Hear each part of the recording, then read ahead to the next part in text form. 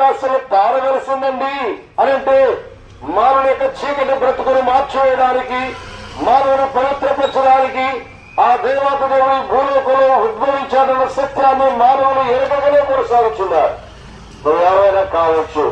ఈనాడు వ్యక్తిగతమైన జీవితంలో చూస్తూ వెళ్తే నేను అనుకుంటూ వచ్చాను, క్రైస్తవ కుటుంబంలో పుట్టాను, మరి నా యేసు ప్రభు మా దేవుడే అన్నట్లు అనుకుంటూ వచ్చాను. గాని నా హృదయం అంతా కూడా పాపము చీకటితో నింపబడి ఉంది.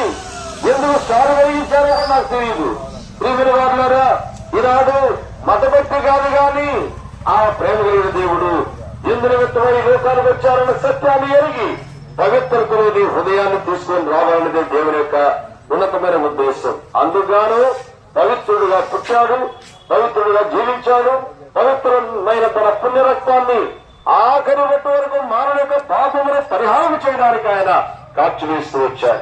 అయినారా, ఈ ఉదయకాల సమయంలో మనం క్రైస్తవ కుటుంబాల్లో పుట్టిన క్రైస్తవ కార్యకలాపాల్లో పాలుపొగులు మనం కలిగి ఉన్న ఈనాడు అపవిత్రతలో మనం జీవిస్తే దేవుని పిల్లలుగా మనం ఎట్లా చేయబడతాం. అందుకే ప్రేమమూర్తి ప్రేమించి కలవలసిన కూడా సర్వాన్ని కూడా ధారపోసి తన రక్తాన్ని కార్చి అందరి నిమిత్తమై క్రూరమైన సిలువనెక్కాడు. ఆయన రక్తాన్ని కార్పు వేసి వచ్చాడు. ఆకాశం తార వేస్తుందని సంతోషించాం. కానీ నీ వ్యక్తిగతమైన జీవితం అంతా కూడా చీకటమైన స్థితిలో ఉన్నది. అందుకే నిన్ను వెలిగించడానికి, నిన్ను పవిత్రపరచడానికి, తన పిల్లలుగా నిన్ను స్వీకరించడానికి ఆయన పుట్టడం మాత్రమే కాదు గాని పవిత్రమైన రక్తాన్ని నీకు దారులుగా ఆయన ఖర్చు వేస్తూ వచ్చాడు.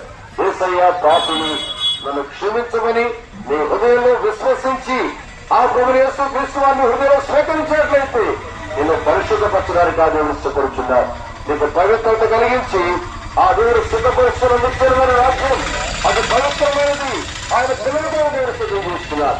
ఆయన పిల్లలుగా మనం చేయగలాలంటే తను ఎంత అంగీకరించరు అనగా తననామం ముందు ఎవరైతే శ్వాసముంచరు వారికి దేవుని పిల్లలయ్యే అధికారాన్ని ఇస్తాడట.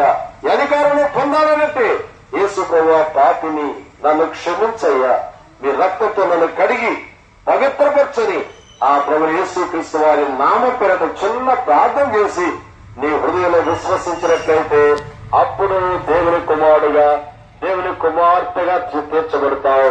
ఈ లోకంలో ఇప్పుడు గతించిపోయినా దేవుని యొక్క రాజ్యము, పవిత్రమైన రాజ్యంలో నీకు కూడా ధారాళమైన ప్రవేశాన్ని దేవుడు ఇవ్వడానికి ఇష్టపడుచున్నాడు. ప్రభు యేసు క్రీస్తు వారి యొక్క రక్తం ప్రతి